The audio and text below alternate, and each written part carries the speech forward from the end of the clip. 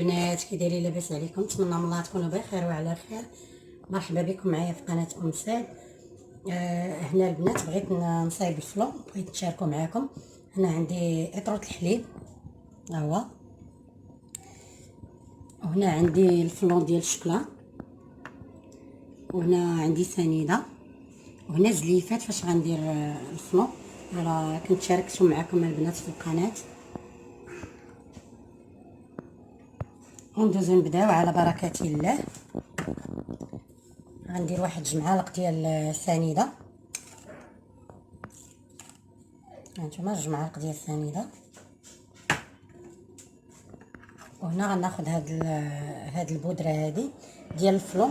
هاد الفلو البنات انا خديته ديال العبار، راه موجود عند دوك اللي كيبيعوا داكشي ديال الحلويات.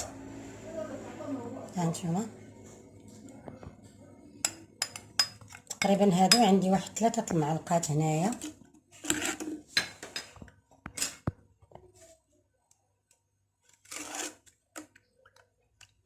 غندوز غنشعل البوطه باش ما يتكورش ليا هاد الفلو هذا.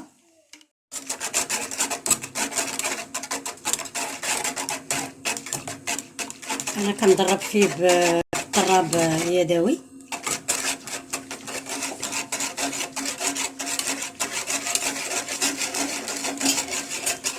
نبقى هكا مستمره حتى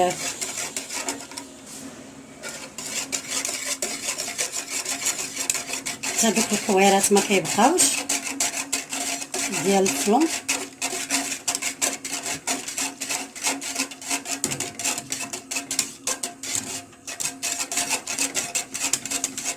هكا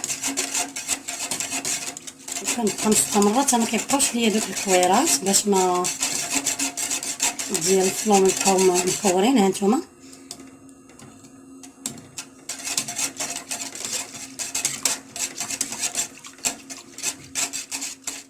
بسم الله. من وجد ليا هذا فاض الحليب. هانتوما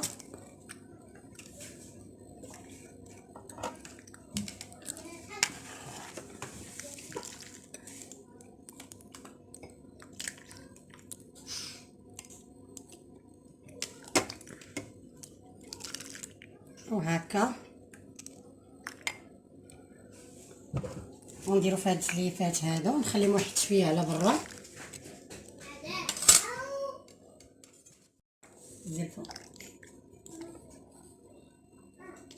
نخليهم شويه على برا ومن بعد عاد ندوز باش نخليهم يبردوا شويه، عاد نديرهم في الثلاجه.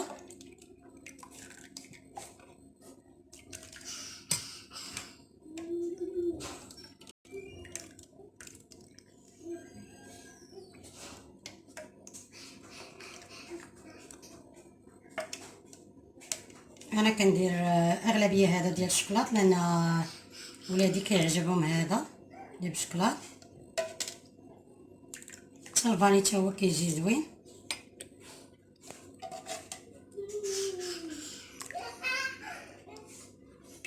على فكره البنات هاد الزليفات اللي خديت ب5 دراهم شفتو كي كيبانوا زوينين في المنظر.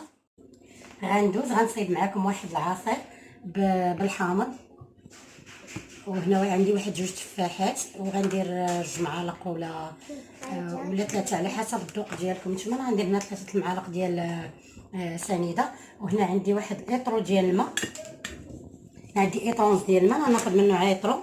هذا الماء هذا عندي بارد.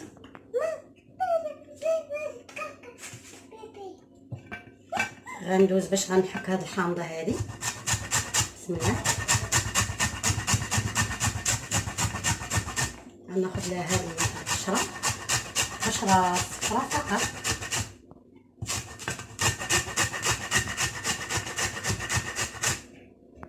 هاد العصير هذا كيجي زوين، وتا التفاح كيجي مع الحامض كيجي زوين.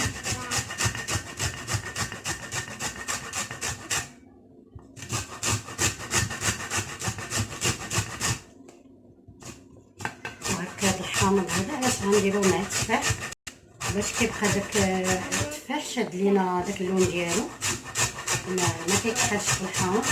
وهكا الحامض كيبقى عطي داك العصير ديال الحامض كيجي زوين، عطي واحد المذاق ديالو زوين. ديك النكهه ديال الحامض كتبقى زوينه.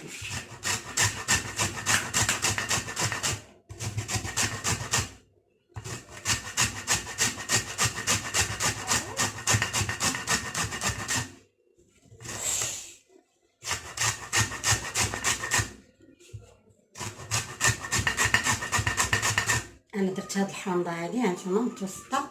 نتوما يمكن لكم ديروا اللي بغيتو كبر منها ولا حجم صغير، لكن الاختيار. المهم انا هاد الحامضه هي اللي واجده عندي، اللي غنصيب لها العصير.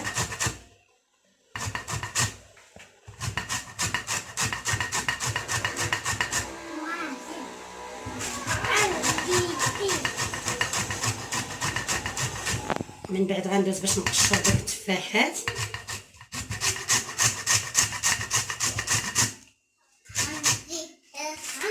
دابا هاد الحامضه هادي غنحيد لها الصفر ديالها،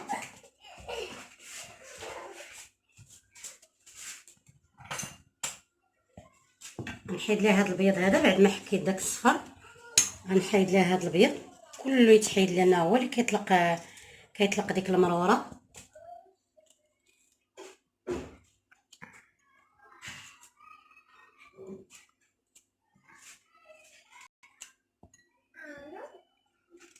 هاد العصير هذا انا كيعجبني، كيجي زوين.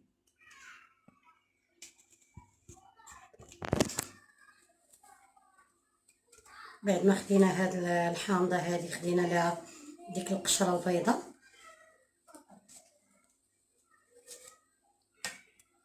غنشد هاد الحامضه هذه غنقطعها مع التفاح.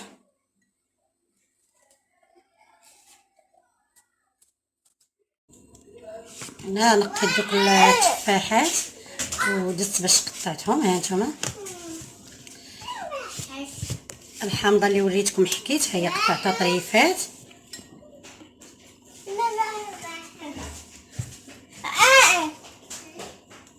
ها نتوما قطعتها طريفات هي. وغنزيد على هاد الحامض القشره ديال الحامض اللي حكيت. ها هي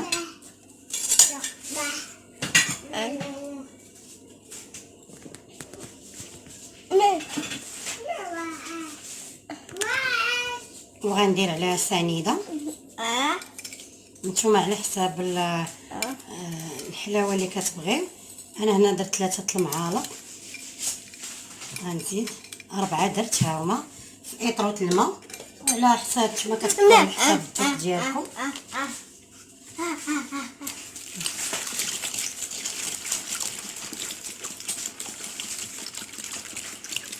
نتوما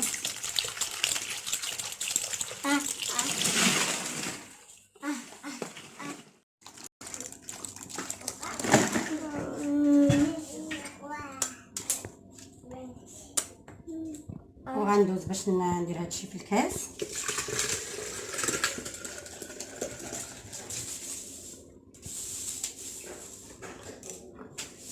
وغندوز نطحن باش نرجع معكم باش ما يكونش الصوت. هنا تطحن ليا العصير. ها نتوما دزت باش غنصفيه معكم.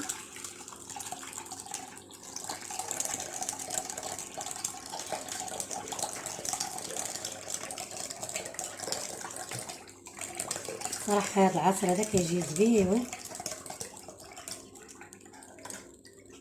كيجي زوين بزاف.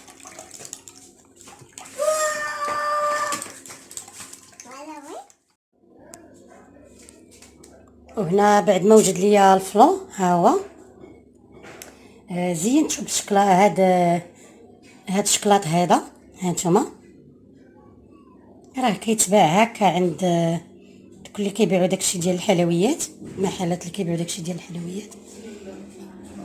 هانتوما وهنا العصير ها هو. هنا العصير اللي شاركت معكم بالتفاح والحامض، حامضه وحده فقط. على فكره هاد العصير هذا كيجي زوين، وإلا قدرتوا البنات تاخذوه بلا سكر راه مده شهر، راه كيساعد حتى على الوزن. مده شهر تاخذوه قبل ما الفطور ولا بالليل. هانتوما مع التفاح كيهضم، والحامض اصلا كيكون اصلا كينقص ينزل الوزن. هانتوما في الصراحه هاد الخلو، هاد العصير اللي شاركت معاكم راه دغيا كيوجد. هانتوما راه رائع البنات، ونتمنى من الله تجربوه. وإلا عجبكم ديروا اللايك واشتركوا في القناه، وبالصحه والراحه.